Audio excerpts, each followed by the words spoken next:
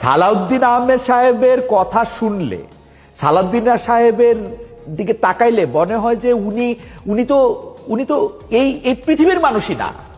উনি জানি কোথা থেকে শুধু যে আগে এরকম করতো না, জপ তপ করতো, শুধু সংবিধান পড়তো, শুধু আইন পড়তো, শুধুমাত্র আইনের ব্যাখ্যা জানতো, আবার একটা মহান দায়িত্ব নিয়ে আসতো যে সবাইকে আইন বুঝাইতে হবে, সংবিধান বুঝাইতে হবে, চলতে হবে। সেই হচ্ছে আমাদের সালাউদ্দিন সাহেব। ল ডিপার্টমেন্টেও পড়ছেন, আবার কিছুদিন সরকারি চাকরিও করছেন। উনি আমাদেরকে সংবিধান পড়াইতেছেন গুনে গুনে গুনে গুনে, মানে মানে উনি উনার সংবিধান পড়ানোর ক্ষেত্রে উনি স্পিকারকে যে অ্যাড্রেস করেন, সংসদ সদস্যদের দিকে যেগুলি তাকান, এতে করে মনে হয় যে মানে মানে নিজেকে ক্ষুদ্রের চেয়েও ছোট মনে হয়। মনে হয় যে এই উনি জানি কোত্থেকে আসছে। তো উনার সর্বোচ্চ যুক্তিটা কি?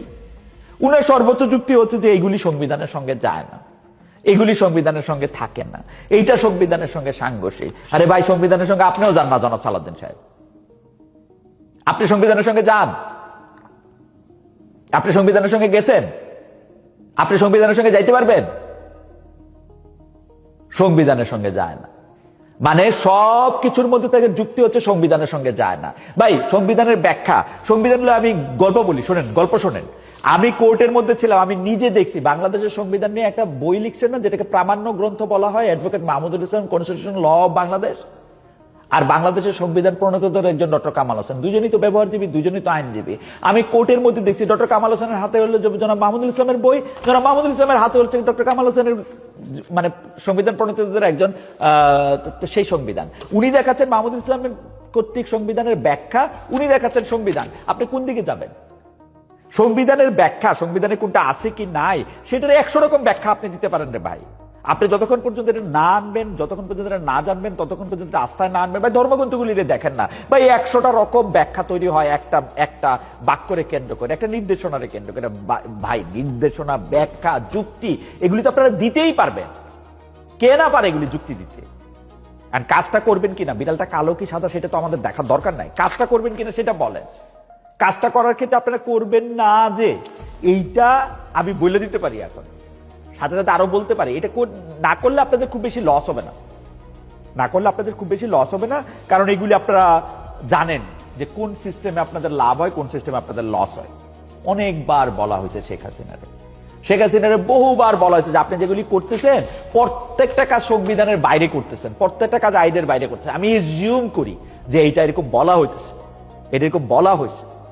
তো উনি কি বলছেন? যে আমি সংবিধান। উনি কি বলছেন? আমারই সবকিছু, আমার দেশ, অথবা বড়জোর আমার বাপের দেশ। তাই তো একটা কাজ উনি সংবিধান দেখা করেন নাই।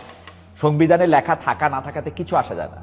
এবং আপনারা যেগুলি সংবিধানে রাখবেন না, সংবিধানে করবেন না, এগুলি কিচ্ছু আসবে যাবে না, আসবে যাবে কোনোদিন। মানে আবার একটু পুরানো কথা কই।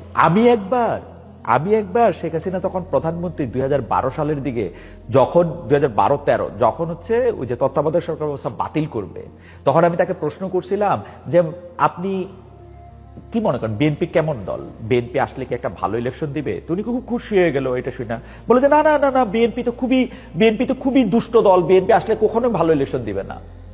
আমি বললাম যে এই জন্যই তো তত্ত্বাবধায়ক সরকার ব্যবস্থাটা দরকার, কারণ আপনি তো চিরকাল ক্ষমতায় থাকবেন না মাননীয় প্রধানমন্ত্রী। এই যে আইনটা, এটা আপনি সংবিধানে আপনি যাই লিখতেন, এই যে সংবিধান কমিশন, সংবিধান সংস্কার, আপনি আমাদের সিমেন্টিক শিখাইতেছেন সালাউদ্দিন সাহেব। সিমেন্টিক অর্থগত মানে সংস্কার না সংশোধন, সংবিধান কি করা যায় কি করা যায় না, সংবিধানের বিধিকে বিধি রাখা যায় না, অনুচ্ছেদ বলতে হয়, অমুক বলতে গেলে আমার লাভ কি? আমি এখন মানবাধিকার কমিশনের কাছে গিয়ে চাইতে পারবো কিনা আমার একটা বিচার, আপনার সরকার যদি আমার পুলিশ যদি আমার সাথে আকাম করেন, যদি আমার গুম করে নিয়ে যায়, ওইটা বলেন।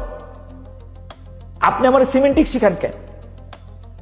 আপনার কি মনে হয় না আপনার চেয়েও ভালো সিমেন্টিক জানে লোক আছে? এটা তর্ক লাগাইছেন, আপনিও লাগাইছেন, শফিকুর রহমানও লাগাইছে, তারেক রহমানও লাগাইছে, সংবিধান সংস্কার সংশোধন। আশ্চর্য ঘটনা। হাউএভার আমি আমি আমি আমি বলতে চাই যে এইসব তর্ক বাদ দেন। কেন আপনাদের এই কথা বলতেছি জানেন? এই যে জিনিসগুলি আপনারা এখন অবহেলা করতেছেন, ছুঁইরা ফেলতেছেন, 5টা 7টা 10টা, আসাদ ভাই, জনাব তারেক রহমান বড়জোর 20টা বিচারক নিয়োগ দিবেন হাইকোর্টে, তাই না? এই ধরেন এই নিয়োগ বিধিরে পাশ কাটায় নিয়োগ বিধি না কইরা বড়জোর 20টা নিয়োগ দিলেন। এপিলেট ডিভিশনে বড়জোর আর 5 জন তুলবেন। কেউ কেউ এটা বলতেছেন যে আগামী ইলেকশনে যখন তত্ত্বাবধায়ক সরকার ব্যবস্থা ফিরে আসবে তখন কে সর্বশেষ অবসরপ্রাপ্ত প্রধান বিচারপতি হবে সেটা আপনারা অঙ্ক কষতেছেন। এই অঙ্ক কষতে গিয়া কিন্তু 15 বছর তত্ত্বাবধায়ক সরকার ব্যবস্থা বাইরে ছিল। ব্যারিস্টার মওদুদ আহমেদ উনি মরে গেছেন, উনি কিন্তু এই অঙ্ক কইসে জাস্টিস কে এম হাসানকে সর্বশেষ অবসরপ্রাপ্ত প্রধান বিচারপতি বাড়ানোর জন্য সংবিধান সংশোধন করে বিচারকদের বয়স 2 বছর বাড়াইছিলেন। হইছে শেষ রক্ষা 111 আসছে, আপনাকে 15 বা 16 বছর দেশের বাইরে থাকতে হয়েছে, 17 বছর, রাইট? 17 বছর দেশে থাকতে হয়েছে। সুতরাং যেগুলি করার আপনি মাইনেন না, ইউনূস সরকার এমনি করছে, এই অধ্যাদেশ দিয়ে করছে, এই আদেশ দিয়ে করছে, এগুলি মাইনেন না, কিন্তু কাজগুলি করেন। এগুলিকে ফালাই দিয়ে না, এগুলিকে বাতিল করে দিয়ে না। আর আসাদ ভাই, আপনারে বলি, আপনি আইনমন্ত্রী হয়েছেন, আমি গর্বে মাটিতে পা রাখতে পারি না, আমার এত পরিচিত এত ঘনিষ্ঠ একজন আইনমন্ত্রী হয়েছেন। আপনারা আমি 33 বছর ধরে চিনি।